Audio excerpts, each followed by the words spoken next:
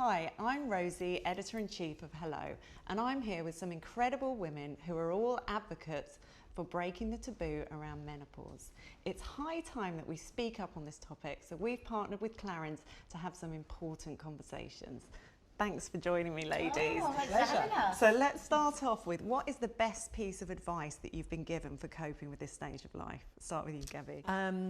I think the best piece of advice I was given initially was actually to go and speak to somebody about it, because I just thought the things that were happening to me were just a byproduct of getting older, and actually I was kind of accepting these things and not realising there was a slow decline in lots of things like my memory, and actually it was more of those kind of emotional things as opposed to physical things with me. So I think if you're at all kind of questioning what's going on with you, go and speak to an expert and don't try and kind of muddle through alone, and find a community.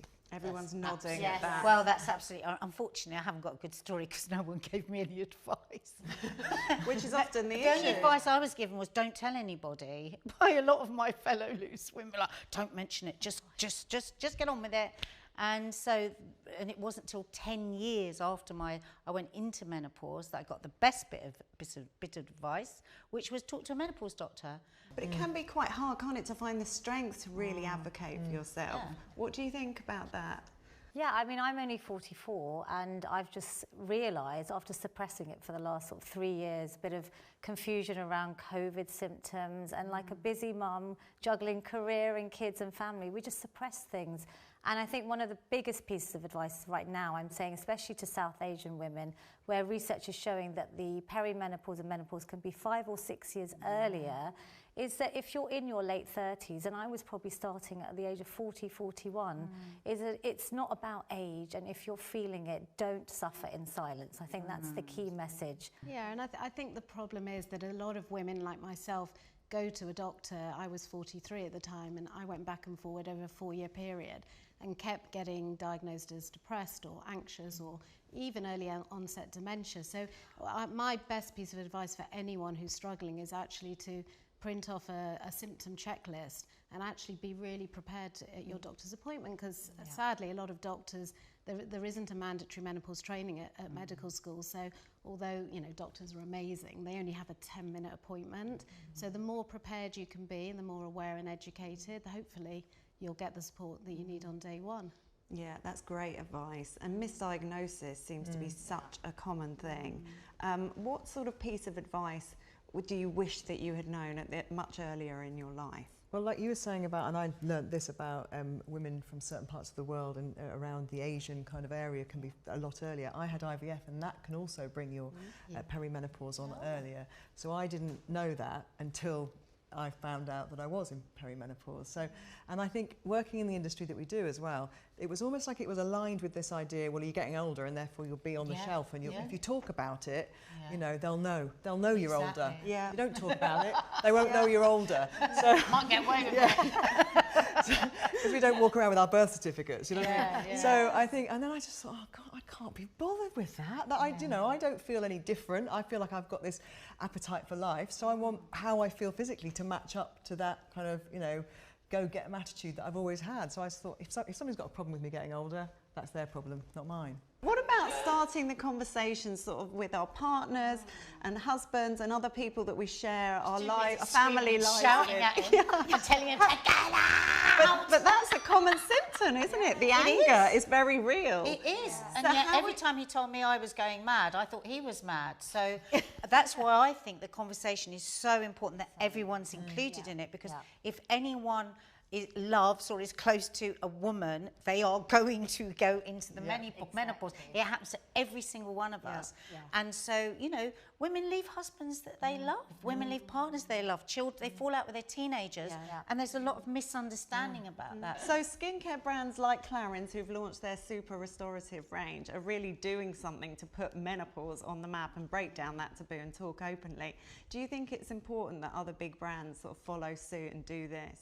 Definitely. I think the more awareness, the better. The more we get these brands just to, you know, put it out there, because like I said, South Asian women have messaged me saying they don't even know what the menopause is, you know, and HRT is the conversation. They're still in that stage of, oh my gosh, you're going on HRT, like, you know, it's a sort of taboo. So Thank you, Clarins, and I hope lots of big brands and Hello Magazine, you know, just getting that reach out there is going to help so many women. Clever brands will realise we're a really big market. Yes. Yes. There's a lot of women who are in that period of life for a long time, and then, you know, once they're through that, they're still going to be loyal to a brand that's been loyal to them. So, you know, and also we're part of the sandwich generation, so we're juggling, you know, perhaps kids and aging parents, and this is kind of, I feel, you know, with 4 kids who are starting to leave home or, you know, just getting older, this is time for me. So, you know, and I want to invest in myself, and the fact that Clarins are sort of talking about this and actually sharing things like symptom checklists and how to speak to your doctor, I think that's fantastic, because it will just,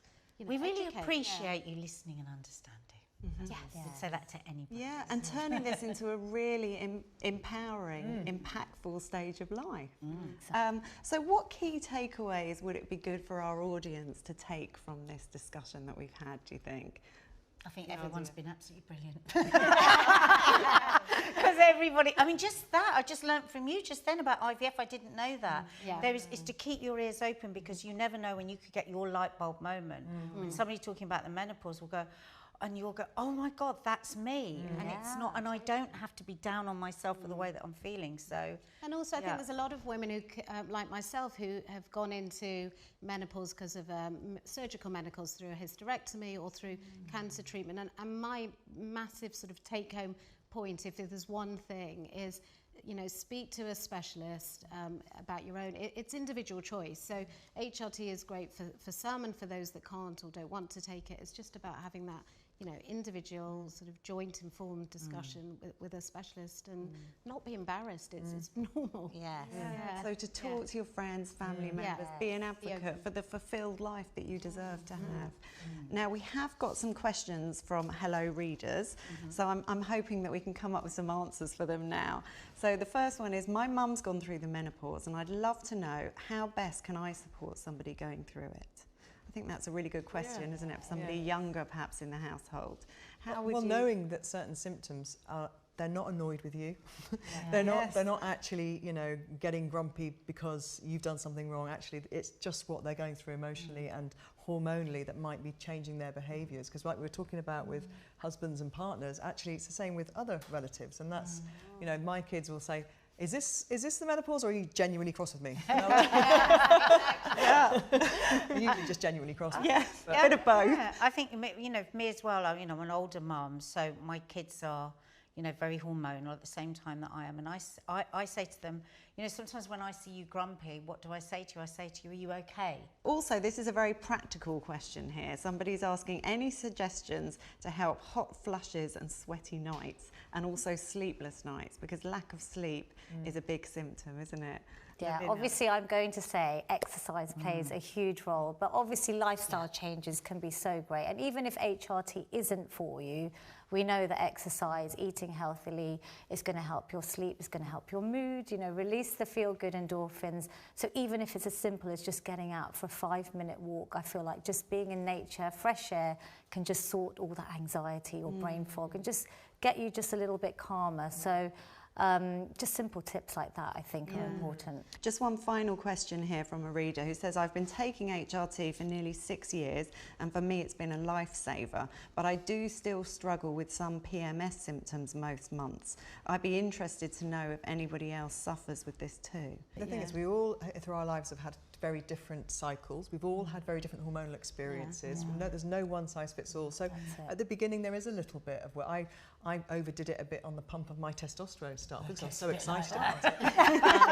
And then my skin flared up a bit, and so my doctor said, look, take it down, Gabby. We don't need you to be excited, crushing doors. And and then same with the estrogen. I kind of gone a little bit too skinny on that, and actually, you know, said no, you should have a bit more energy than that. You know, take that up, and just make sure that you keep that dialogue going. So maybe keeping the appointments going with the GP when you go to see them. You know, you're trying something else. Book in that second appointment while you're there, so that you've got a constant kind of stream of appointments and advice that you need.